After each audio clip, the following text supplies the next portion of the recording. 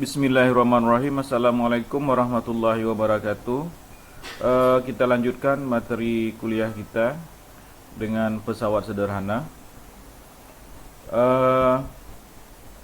Apa itu pesawat sederhana? Jadi pesawat ini adalah seperti alat bantu ya, alat bantu untuk memudahkan manusia atau meringankan manusia dalam melakukan pekerjaan. Jadi dia semacam alat ya untuk memudahkan atau meringankan kerja kita ya. Jadi pesawat sederhana adalah alat-alat yang dapat memudahkan pekerjaan manusia. Oke. Pada prinsipnya pesawat sederhana terbagi menjadi 4 macam, yaitu pengungkit, bidang miring, katrol, dan roda berporos. Jadi pada prinsipnya ya dia terbagi dari Dari 4 macam ini ya, yaitu pengungkit, bidang miring, katrol, dan roda berporos. Kadang-kadang dia bisa merupakan kombinasi dari masing-masing ini ya. Jadi fungsinya bisa kombinasi dia, tapi umumnya dibagi kepada 4 ini: pengungkit, bidang miring, katrol, dan roda berporos. Tujuan penggunaan pesawat sederhana adalah melipat gandakan gaya atau kemampuan. Jadi misalnya kita ingin mengangkat batu ya kan, itu kita membutuhkan gaya yang besar ya, seperti yang pernah kita pelajari di materi sebelumnya. Itu akan membutuhkan gaya yang besar. Dengan adanya alat bantu, dengan ada pesawat sederhana, maka gaya yang kita butuhkan tidak perlu seperti kalau kita tidak menggunakan pesawat sederhana ya. Oke, jadi meliputi gaya atau kemampuan, melipat gandakan gaya atau kemampuan, kemudian mengubah arah gaya yang dilakukan, mempermudah dalam pengangkatan, menambah kecepatan atau perpindahan yang besar ya. Jadi ada 4 tujuannya ya. Oke. Jenis-jenis pesawat sederhana, kita masuk ya ke jenis pesawat sederhananya. Jadi saya kira udah cukup paham ya, pesawat sederhana itu adalah alat-alat yang dapat memudahkan manusia bekerja ya, memudahkan pekerjaan manusia ya. Dari tadinya kita harus mengerjakan itu dengan tenaga, dengan daya, dengan gaya yang kita udah pelajari sebelumnya yang besar. Dengan ada pesawat sederhana, maka gaya atau kekuatan yang kita butuhkan tidak perlu besar karena sudah dibantu oleh alat-alat tersebut yang kita sebut dengan pesawat sederhana. Oke, jenis-jenis pesawat sederhana: pengungkit atau tuas. Tuas adalah peralatan yang menggunakan prinsip kerja pengungkit. Oke, contohnya gunting, pemotong kuku. Oke. Nah, berdasarkan letak beban, kuasa, dan penumpuannya, pengungkit dibedakan menjadi 3 golongan. Umumnya dibagi menjadi 3 golongan ya. Yaitu sebelum kita masuk situ ya. Jadi dia pengungkit atau tuas ini secara umum dibagi menjadi 3 golongan ya. Oke, coba kalian perhatikan ya. Coba kalian perhatikan.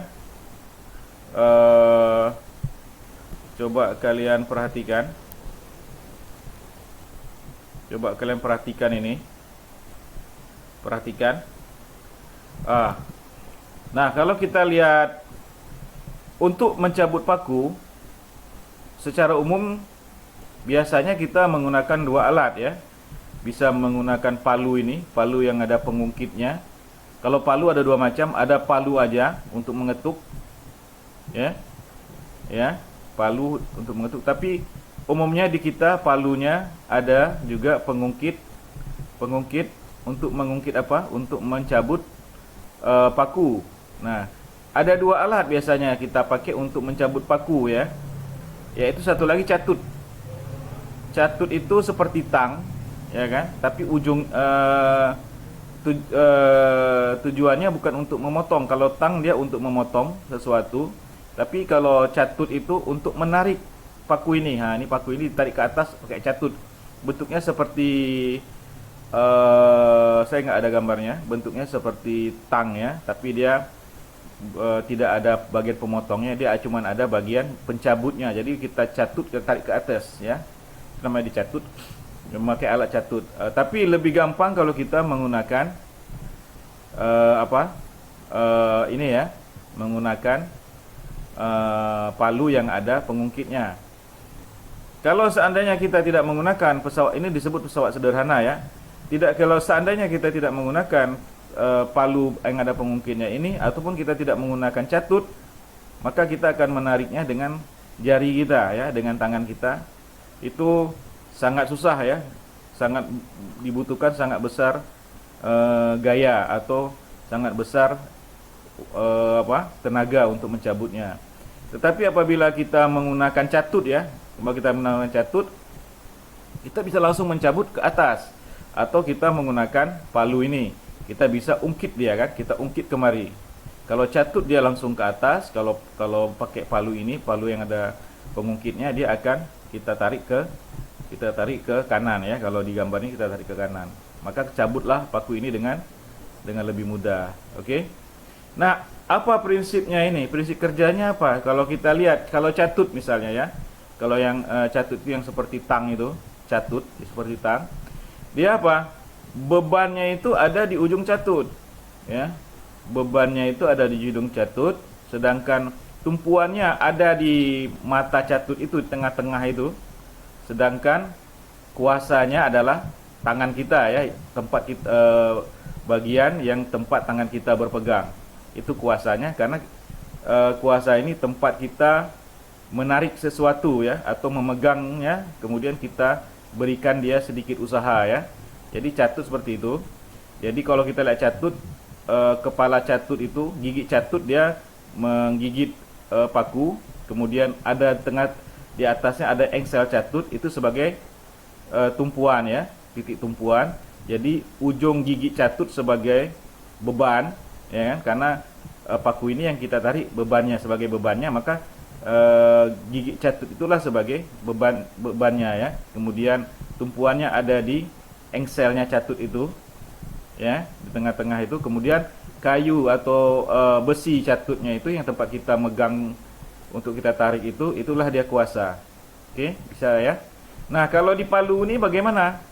Nah, kita perhatikan. Berarti ini tempat berpegang, berarti ini kuasa. Disinilah tempat kita memegang peralatan, kemudian kita memberi sedikit gaya, sedikit kekuatan di sini ya. Kita tarik atau kita apaan di sini ya. Oke. Nah, disinilah disebut dengan titik kuasa. Sama seperti catut tadi, maka di bagian yang kita pegang itu adalah titik kuasa. Jadi patokan kanan adalah yang kita pegang, itu adalah titik kuasa ya. Kemudian tumpunya di mana? Nah, tumpunya di sini. Kenapa? Kalau kita tarik kemari, maka dia akan bertumpu di ujung palu. Inilah titik tumpu. Jadi kalau kita tarik kemari dia, maka ini tangan kita adalah kuasa. Jadi kayu ini adalah kuasanya. Kemudian ini adalah titik tumpunya, tempat kita bertumpu untuk menarik beban ini. Oleh karena itu, maka ini adalah titik bebannya. Bisa ya? Bisa dipahami ya? Jadi kalau catut tadi, gigi catut yang menggigit paku adalah titik bebannya. Kemudian ada engsel catut di sini, itu adalah titik tumpunya. Sedangkan pegangan catut itu yang kita pegang, yang kita beri dia gaya, yang kita beri dia kekuatan, itu adalah kuasanya ya. Oke, ada gambaran ya. Oke, itu dia. Kalau masih belum jelas, kita akan jelaskan lagi nanti. Jadi berdasarkan letak beban, kuasa, dan penumpukannya, pengungkit dibedakan menjadi 3 golongan ya. Jadi ada letak beban. Tadi kita udah lihat tadi letak bebannya. Kalau ini dia letak bebannya, paku ini adalah beban, berarti letak beban ada di sini ya. Oke. Kemudian kuasa adalah tempat kita berpegang, tempat kita memberi gaya, kekuatan ya, itu disebut kuasa. Kemudian penumpukan, titik tumpu ya, penumpuan. Berarti disinilah kita tumpukannya ya. Oke ya. Oke. Jadi tadi dikatakan bahwa berdasarkan letak beban, kuasa, dan penumpuannya, pengungkit dibedakan menjadi 3 golongan ya. Yaitu pengungkit golongan 1. Bisa perhatikan, pada pengungkit golongan 1, letak titik tumpu berada di antara titik beban dan kuasa. Jadi letak letak titik tumpunya di tengah-tengah. Okey. Ini letak titik tumpunya di tengah-tengah. Di sini kuasanya, ini kalau dia alat, ini di sinilah tempat kita berpegang. Sedangkan kalau dia alat, berarti ini tempat kita pindahkan ya, atau kita cabut atau kita pindahkan di sini. Jadi tumpuannya ada di tengah. Kuasanya adalah biasanya tempat kita berpegang, tangan kita berpegang, tempat kita memberikan energi atau tempat kita memberikan gayanya di sini. Sedangkan bebannya sesuatu yang ingin kita pindahkan ya, atau sesuatu yang ingin kita cabut atau apa ya. Oke, jadi dia perhatikan beban, titik tumpu, kemudian titik kuasa ya. Apa ini contohnya? Timbangan. Kalian perhatikan timbangan, pasti dia di tengah-tengah ada titik tumpunya ya. Kemudian di sini tempat taruh barangnya, kemudian di sini tempat taruh mata timbangan ya. Misalnya 10 kg ya kan. Misalnya ada yang beli gula 1 kilo, maka kita akan taruh batu timbangannya 1 kilo. Sesuai enggak gitu kan? Jadi tumpunya ada di tengah, bisa paham ya? Kemudian pencabut paku. Pencabut paku pakai apa? Perhatikan, pencabut paku memakai catut ya, perhatikan. Memakai catut. Di sini dia gigi catut menggigit paku. Kemudian engsel catut menjadi tumpuan, sedangkan lengan catut menjadi kuasa kita, tempat kita berpegang ya. Ingat, beda sama palu tadi ya. Beda dengan palu tadi ya. Beda dengan palu. Oke, oh sama juga ya. Palu sama juga ya. Tetap titik tumpunya di tengah ya. Oke, berarti catut maupun palu sama ya. Dalam hal mengungkit paku dia sama. Berarti dia beban, titik tumpu, kemudian kuasa. Berarti catut sama palu sama ya. Dia adalah pengungkit golongan 1 ya. Dalam hal untuk mencabut paku. Kemudian jungkat-jungkit ya. Misalnya kita main jungkat-jungkit, pasti tumpuannya di tengah ya. Oke, bebannya bisa di kiri, bisa di kanan, tergantung yang memberi gaya. Misalnya yang memberi gaya di kiri, berarti yang kiri adalah kuasa, sedangkan yang kanan adalah beban. Tapi apabila yang memberi giliran, yang memberi gayanya atau kekuatannya di kanan, maka yang jadi beban adalah kiri ya. Bisa ya? Oke, ini dia gunting ya. Gunting juga termasuk golongan pengungkit golongan 1. Perhatikan, di tengah-tengah adalah titik tumpu ya. Perhatikan, ini engselnya, inilah titik tumpu. Kemudian ini dia tempat tangan kita memberi kekuatan, memberi gaya ya, yang kita pelajari sebelumnya, memberi gaya di sini. Kemudian inilah beban yang mau kita gunting. Disinilah letak beban. Jadi dia mengikuti prinsip golongan 1 ya, pengungkit golongan 1. Oke, ini dia prinsip kerja pengungkit golongan 1-nya ya. Oke, perhatikan, ini dia kuasa ya. Ini dia titik kuasa. Ini dia engselnya sebagai tumpuan. Ini dia sebagai beban. Oke. Kalau kita lihat tang ya. Ini dia sebagai kuasa, ini dia sebagai beban. Ini dia sebagai titik tumpuan. Ini dia sebagai kuasa, karena tangan kita akan memegang kemari dan kita akan memotong sesuatu sini. Jadi sini adalah beban ya. Kemudian lihat ini gunting kuku ya, pemotong kuku. Ini adalah apa? Ini kuasa, tempat kita menjepit ya, tempat kita menekan pakai tangan kita, ini kuasanya. Ini adalah tumpuannya ya, tumpuannya. Nah, disinilah kuku kita potong, disinilah disebut beban ya. Bisa ya? Saya kira mudah dipahami. Kemudian kita masuk ke pengungkit golongan 2. Perhatikan, pengungkit golongan 2. Bagaimana dia posisinya kalau pengungkit golongan 2? Nah, kalau pengungkit golongan 2, titik tumpunya ada di ujung, bebannya ada di tengah, kuasanya ada di ujung lagi, di ujung satu lagi. Kita perhatikan, pada pengungkit golongan 2 letak beban. Jadi yang di tengah-tengah itu letak bebannya. Jadi kalau yang tadi golongan 1 itu yang tengah-tengah adalah titik tumpu, maka yang di golongan 2, pengungkit golongan 2 ya, letak titik tumpunya ada di paling ujung ya. Oke ya. Misalnya apa? Misalnya adalah kereta sorong ya. Kereta sorong bebannya titik tumpunya ada di ban ini.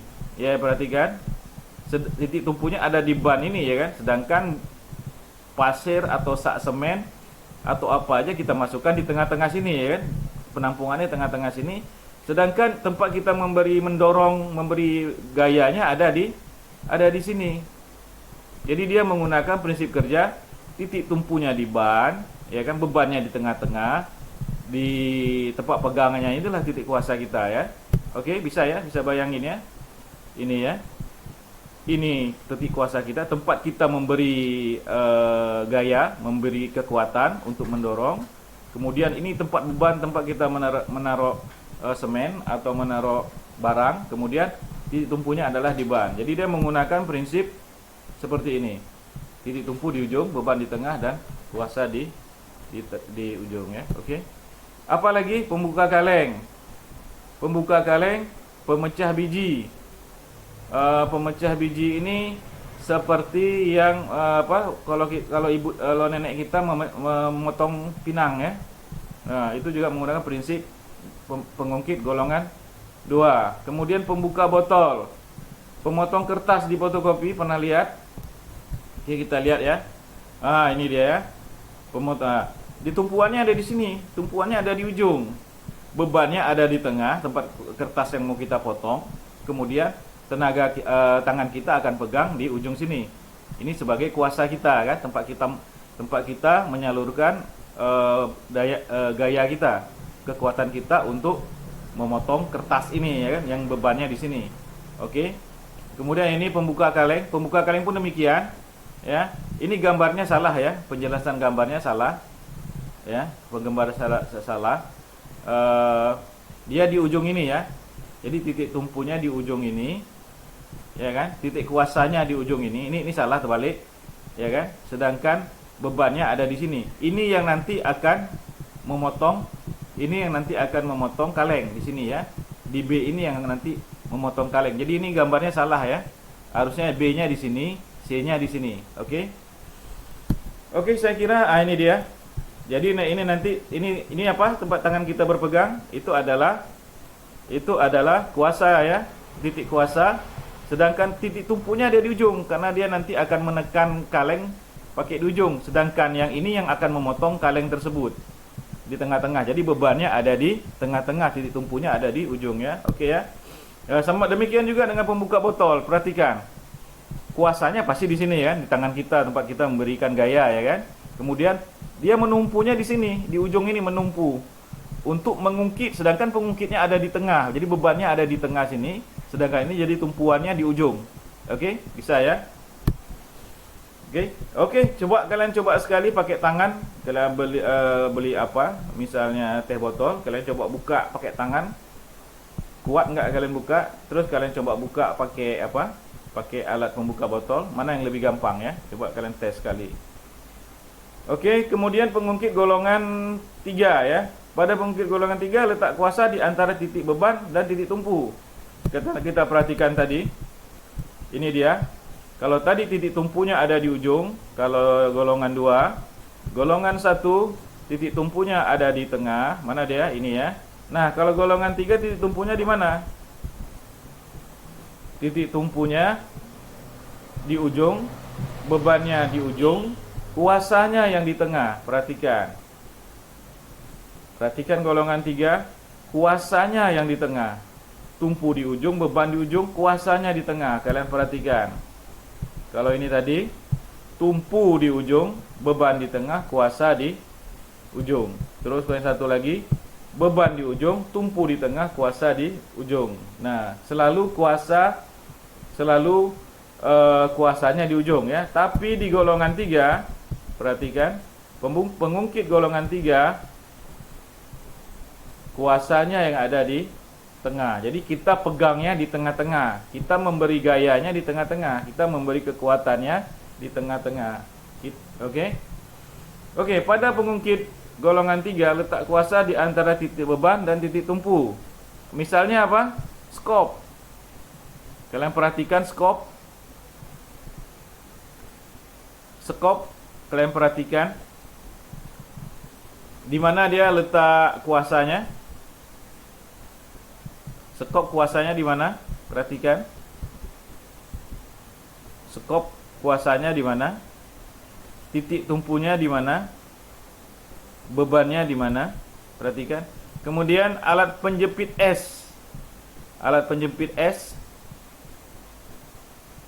Kemudian pinset. Pinset, perhatikan. Oke, kita lihat gambarnya. Oke, ini dia ya. Oke. Ini pinset. Ya. Kalau kita mau mencabut bulu mata, ya, misalnya bulu mata, kita mau cabut bulu mata, ya kan, maka kita jari kita akan menekan di B.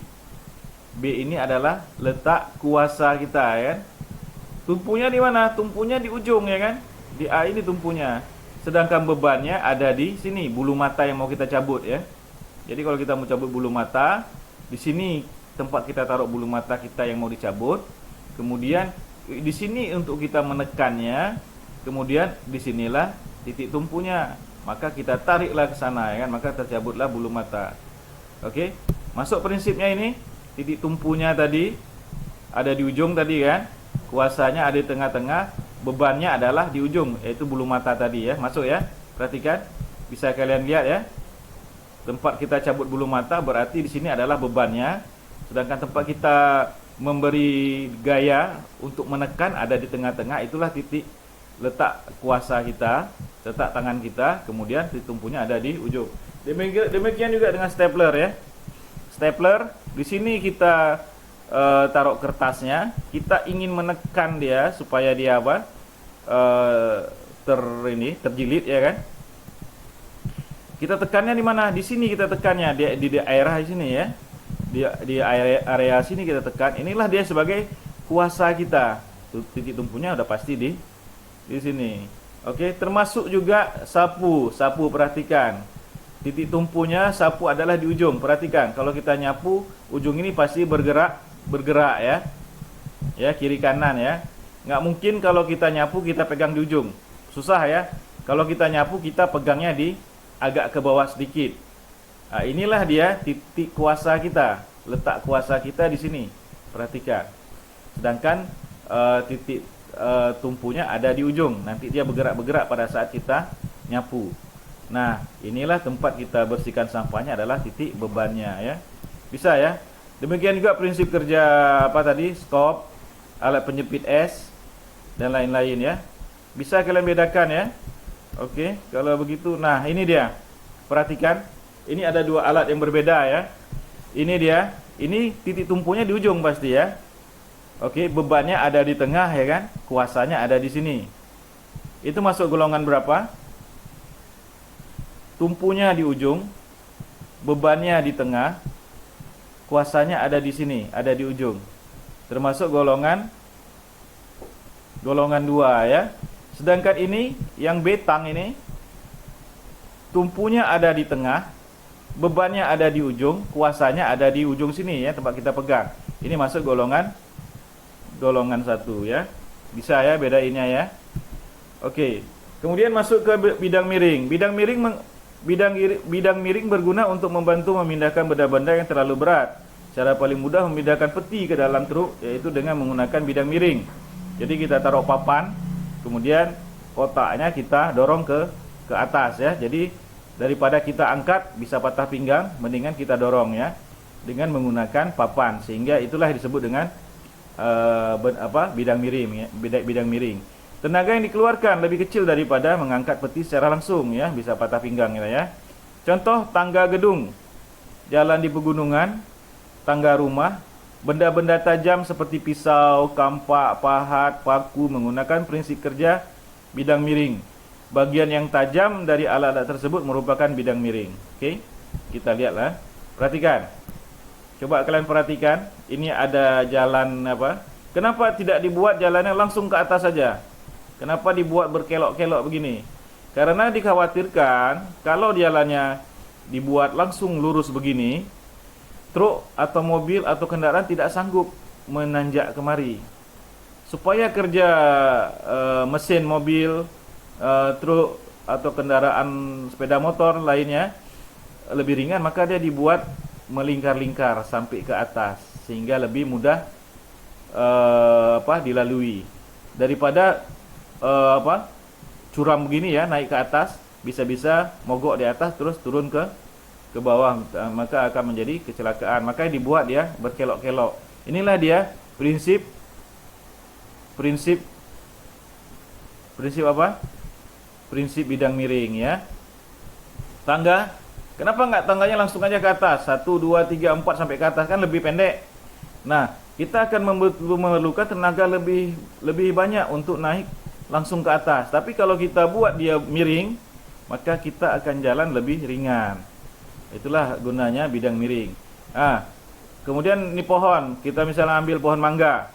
Kalau kita manjat, tumpuan kita di kaki dan di tangan, itu berat ya. Berat. Tapi kalau mau ringan, mau tidak capek ya, kita pakai bidang miring berupa apa? Berupa tangga. Kita tinggal naik dan kita bisa ambil buah dengan usaha yang atau dengan gaya yang lebih sedikit ya. Daripada kita manjat, kita perlu tenaga, perlu gaya yang lebih besar ya. Oke. Itu dia. Ini perhatikan bidang miring. Dari zaman dulu manusia udah menggunakan bidang miring ya untuk memindahkan benda-benda berat, termasuk pada pembangunan di Mesir, piramida Mesir ya. Itu kan menggunakan prinsip-prinsip pesawat sederhana ya, baik itu katrol maupun bidang miring maupun lain-lainnya. Sama juga pada saat penaklukan Konstantinopel oleh Sultan Mehmed dari Turki, atau kita kenal dengan Fatih ya. Itu dia menggunakan prinsip pesawat sederhana ya kan, karena dia harus memindahkan kapal dari satu laut melewati sebuah gunung untuk masuk ke laut lainnya. Jadi ada laut tersebut dipisahkan oleh sebuah gunung gitu kan, gunung. Untuk memindahkan kapal-kapal perangnya, dia menggunakan prinsip apa? Prinsip bidang miring, prinsip roda berporos, dan juga prinsip katrol ya. Mereka menggunakan semua prinsip-prinsip pesawat sederhana.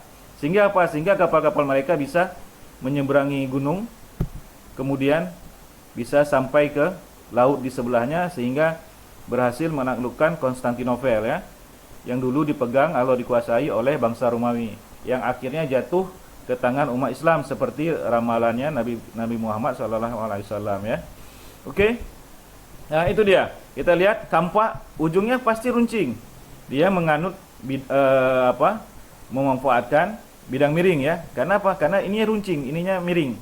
Pisau gitu demikian juga pasti ujungnya tajam, atasnya tidak terlalu tajam. Dia menggunakan prinsip bidang miring. Demikian juga paku, kita lihat ujung paku. Dia menggunakan prinsip bidang miring. Pahatan juga seperti itu ya, menggunakan prinsip bidang miring. Oke. Termasuk baut ya, menggunakan prinsip bidang miring. Kita lihat nih, seperti jalan ke gunung tadi kan, dia berkelok-kelok kan, itu dia menganut prinsip bidang miring. Demikian juga matabor ya, menganut prinsip bidang miring.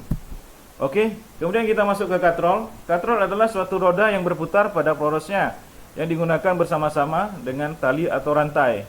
Prinsip kerja katrol adalah menarik atau mengangkat suatu benda dengan menggunakan roda atau poros sehingga terasa lebih ringan.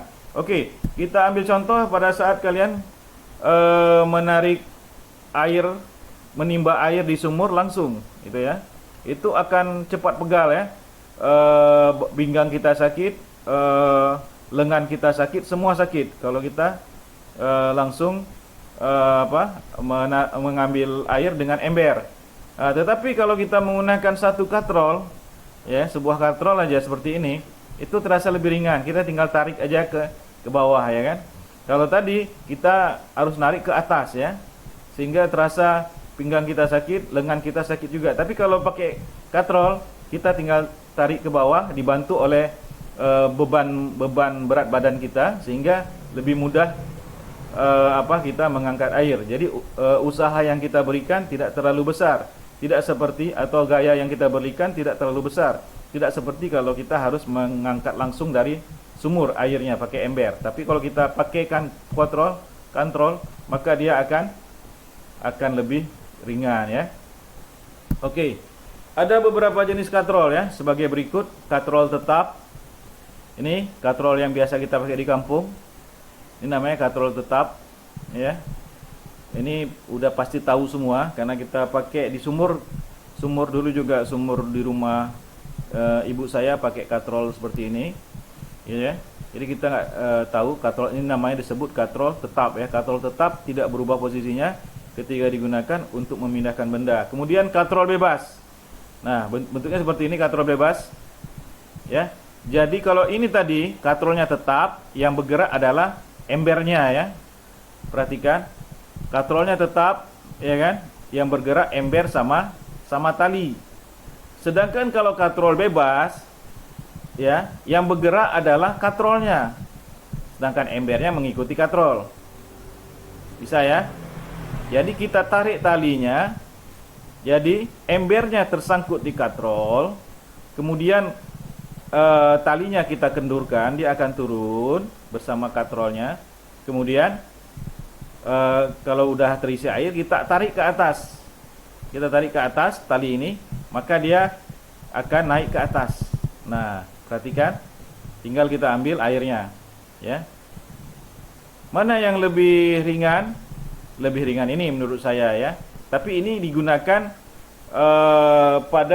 biasanya pada pengerjaan-pengerjaan proyek besar ya. Saya sering melihat ini digunakan, prinsip seperti ini digunakan pada proyek-proyek bangunan, biasanya bangunan gedung yang tinggi-tinggi. Prinsip ini digunakan. Tapi kalau kita biasa pakai ini. Saya tidak tahu juga mana yang sebenarnya, mana yang lebih membantu, yang lebih meringankan, katrol tetap apa katrol bebas ya. Karena kita selama ini memakainya katrol tetap ya kalau untuk menimba air. Dan kayak ini saya sering lihatnya di pembangunan gedung-gedung tinggi. Sepertinya prinsipnya hampir sama ya. Cuman biasanya dia tidak sendiri kalau katrol bebas ini. Di sini itu ada katrol tetapnya satu lagi. Jadi di sini katrol bebas, di sini ada katrol tetapnya. Ya, biasanya kalau di proyek-proyek pembangunan gedung ya. Tapi kalau cuman satu begini, saya tidak tahu. Berarti ini kita langsung tarik pakai tangan kita. Ini kuasa kita di sini, kita tarik, ya kan? Sampai dia ke atas, baru kita ambil airnya. Ya, tapi yang sering saya lihat adalah ada satu lagi katrol di sini, katrol tetap yang untuk membantu menariknya ya. Oke. Kemudian ada katrol rangkap. Seperti ini yang saya maksud. Satu katrol tetap, satu lagi katrol tidak tetap ya. Ini yang bergerak ya untuk mengangkut beban. Ini yang sering saya lihat di pembangunan gedung-gedung tinggi ya. Perhatikan. Oke. Ini saya nggak tahu kalau kita tarik apa berat apa enggak, saya nggak tahu karena nggak pernah. Tapi yang sering saya lihat di pembangunan gedung-gedung tinggi seperti ini. Jadi ada satu katrol tetap, ada satu katrol bebas untuk mengangkat beban ya. Oke. Ini disebut katrol rangkap. Katrol rangkap, katrol yang terdiri atas lebih dari satu katrol yang disusun sejajar ya. Kemudian katrol ganda. Begini. Nah, ini juga saya sering lihat di pembangunan gedung-gedung. Nah, ini dia akan lebih ringan ya, katrol ganda ini. Jadi beban yang ditarik yang sangat berat biasanya menggunakan katrol ganda. Katrolnya ini bisa beberapa biji ya. Kalau ini kita lihat cuman dua katrol, tapi biasanya dia bisa banyak ya. Sehingga beban seberat apapun sepertinya mudah saja terangkat dengan sistem katrol ganda ini. Dan ini dulu pernah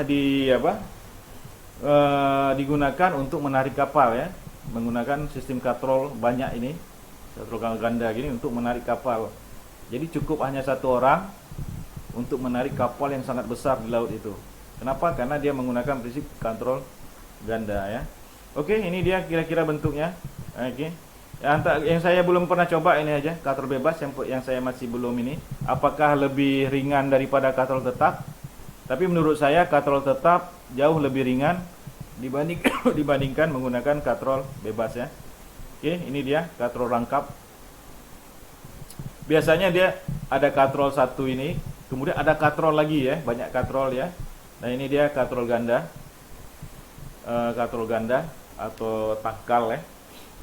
Ini dia lebih ini ya, lebih apa? Lebih ringan ya. Oke.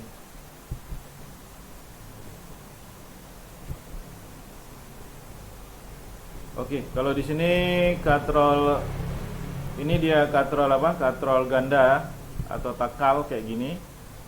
Sedangkan nih kita lihat prinsipnya. Sedangkan ini kalau katrol ganda dia katrolnya ada dua ya, ada dua. Oke.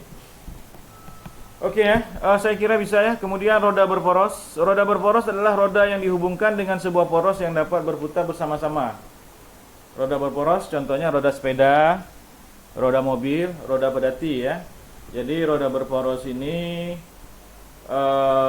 kalau kita misalnya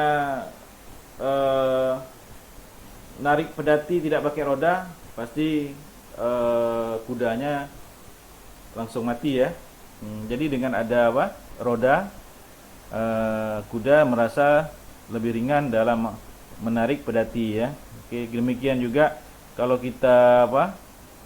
Kerbau sering kita pakai untuk apa? Mengangkat di kampung-kampung, mengangkat zaman dulu ya, sekarang saya nggak tahu, untuk mengangkat hasil pertanian itu pedatinya pasti pakai roda ya.